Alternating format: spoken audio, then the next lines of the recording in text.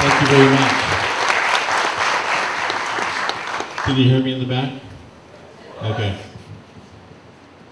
I'm a Clearwater resident since about 2000. I live in Pinellas County today.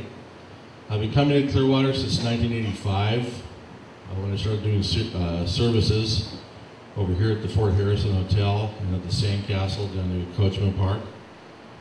I got into Scientology in 1971 when I was 19 years old.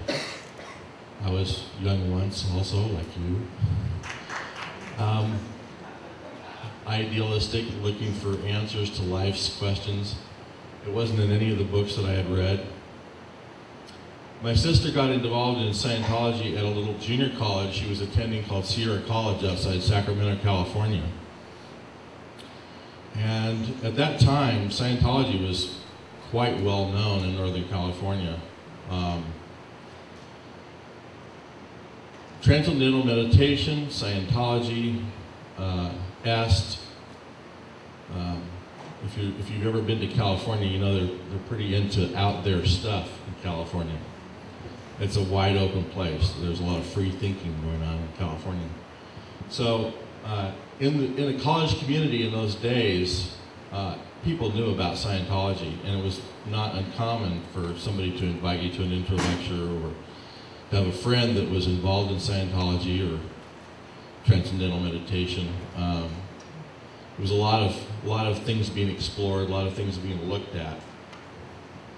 So an ex-girlfriend of mine told me that my sister was involved in a cult, and that I better go get her out. I thought, wow, that's pretty alarming. And I had already read a paper that one of my roommates had written for a college course on Scientology, and I thought it sounded pretty impressive, but his summation at the end of his paper was that Scientology was pretty good, but it was very expensive.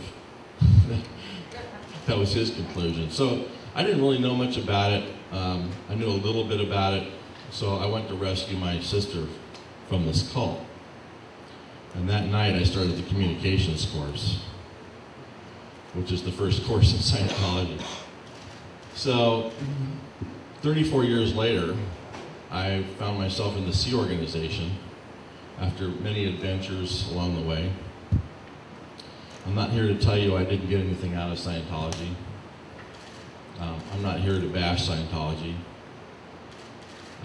I spent $600,000 on Scientology, and if you think I'm any more able than you are, we should talk later. My wife and I have spent just under $2 million between us on Scientology. In donations, some would call them donations, some would call them, it was sort of coerced out of us, but whatever. About $1.8 million later, my wife and I are glad we're out of Scientology. I don't regret my adventures. I tend to be the kind of person who forgives and forgets and moves on, but I think for the purposes of this group, what I want to do today is just tell you a story of what happened to my family, mostly over the last couple of years, since about 2001. I'm the oldest of 6 children. I have a brother and 4 younger sisters. My parents divorced in 1970, and shortly thereafter, my sister and I got into Scientology, and I proceeded to get my dad in the next summer, and she got in my mother and the other members of my brother and my other sisters. And we got into Scientology in Sacramento Mission and Arden Way, and eventually drifted to Los Angeles, where a lot of people go for advanced training, and then eventually you wind up here. This is the worldwide headquarters of the delivery of the OT levels, and if you know where Coachman Park is, some of you were just over there, the place across the street to the north called the Sandcastle. That's where the OT levels above OT5 are delivered. The highest OT level, OT8, is delivered on a cruise ship in the Caribbean called the Freewinds. I did OT8 in 1988, and that's where the trouble started. I had that state or that release was gone within about 3 weeks.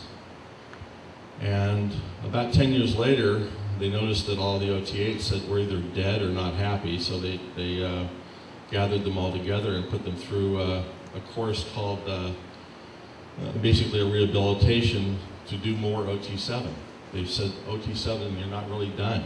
You weren't really done when you thought you were done, so you need to do more.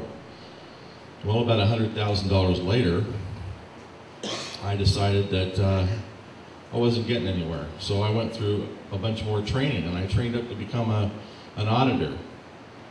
And I was here in 2005, I was doing my auditor training. That went on for a couple of years, and that was going nowhere. And then my wife and I decided that we were going to join the Sea Org and really help free mankind. And 4 months later, we left and have been out, and we're very happy that we're out. The Sea Organization is a cult. Scientology is a religion. The Sea Org is a cult. In order to really understand that, you probably would have to be in the Sea Org for a while. But when you talk about sleep deprivation, poor food, 110-hour-a-week schedule, no access to a cell phone, no access to outside mail that isn't screened and opened and read by somebody else, no internet access, you are cut off. You are in a cult. Your friends are all Sea Org members. You're not encouraged to have any outside membership, any outside friends. Just about every definition anybody ever cooked up for a cult applies to the Sea Organization.